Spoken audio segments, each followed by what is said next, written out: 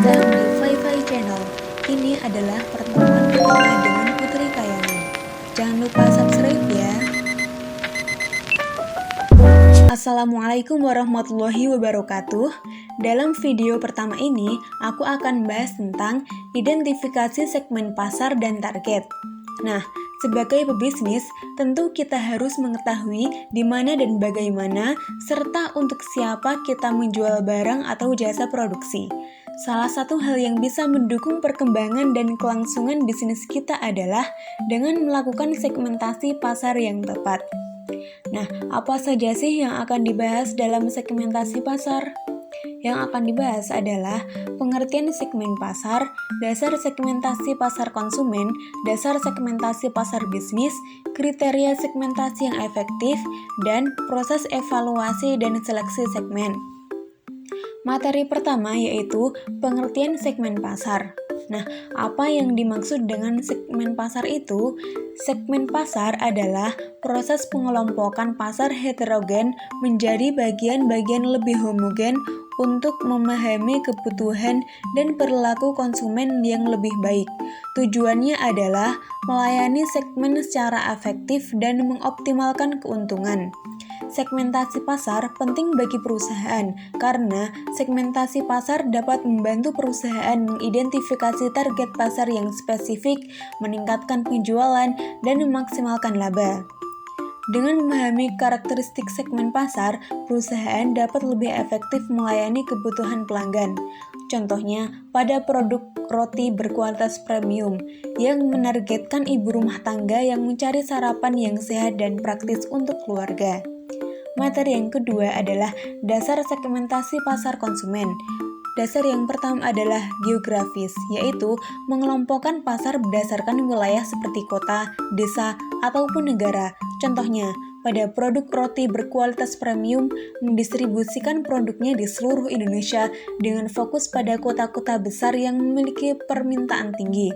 Dasar yang kedua adalah demografi, yaitu pengelompokan berdasarkan usia, agama, jenis kelamin, atau tingkat pendidikan. Contohnya, pada produk roti berkualitas premium, target utamanya adalah keluarga muda dengan anak-anak usia 25-40 tahun dan memiliki pendapatan menengah ke atas. Dasar yang ketiga adalah psikografis, yaitu pengelompokan dengan melihat gaya hidup, kepribadian konsumen, dan nilai-nilai yang dianut konsumen. Contohnya, produk roti berkualitas premium menyasar konsumen yang mengutamakan gaya hidup modern, higienis, dan praktis. Dasar yang keempat adalah perilaku, yaitu pengelompokan berdasarkan pola penggunaan produk, tingkat loyalitas, atau manfaat yang diinginkan.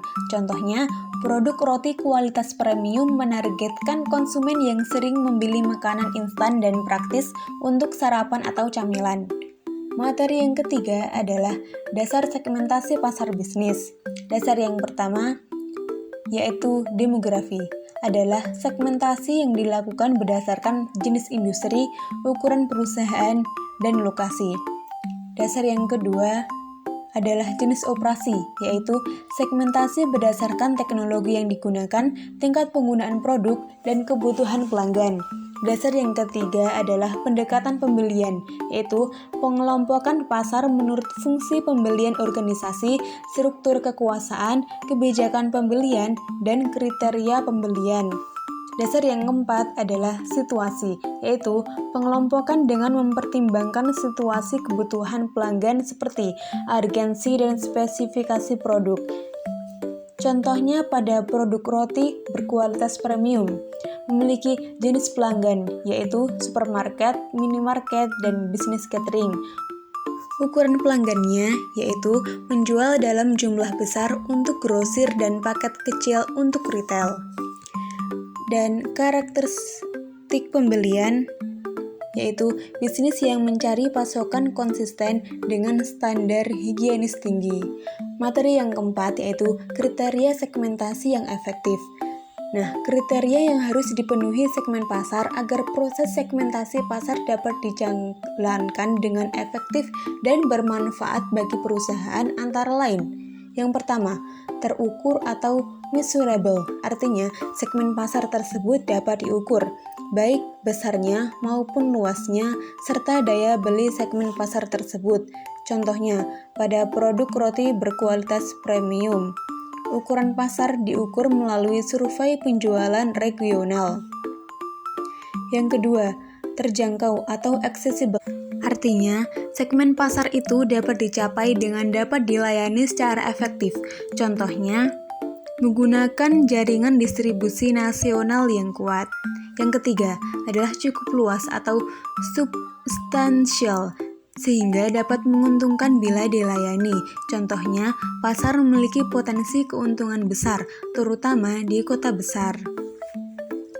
Yang keempat, dapat dilaksanakan atau actionable, sehingga semua program yang telah disusun untuk menarik dan melayani segmen pasar itu dapat efektif. Contohnya, produk roti yang berbeda dari kompetitor dengan inovasi rasa dan kualitas. Dan yang kelima adalah bisa dibedakan atau differentiable, yaitu segmen bisa dibedakan karakteristik dan mempunyai respon berbeda dengan tawaran program pemasaran. Contohnya, strategi pemasaran dijalankan melalui iklan TV dan digital. Yang kelima adalah proses evaluasi dan seleksi segmen. Nah, perusahaan harus mengevaluasi daya tarik segmen berdasarkan potensi pertumbuhan, profitabilitas, dan kesesuaian dengan tujuan dan sumber daya. Selain itu, perusahaan dapat melakukan seleksi segmen dengan menentukan target pasar dengan strategi seperti konsentrasi segmen tunggal, spesialisasi produk, atau cakupan pasar penuh. Contohnya, pada produk roti berkualitas premium, mengevaluasi segmen pasar berdasarkan ukuran, potensi pertumbuhan, dan kesesuaian dengan kemampuan perusahaan. Contohnya yaitu segmen ibu rumah tangga di perkotaan menjadi prioritas karena kontribusi penjualan yang signifikan. Nah, sekian dari ilmu pengetahuan yang aku bagikan, semoga bisa bermanfaat bagi kita semua. Jangan lupa like, komen, dan share video ini ya. Wassalamualaikum warahmatullahi wabarakatuh.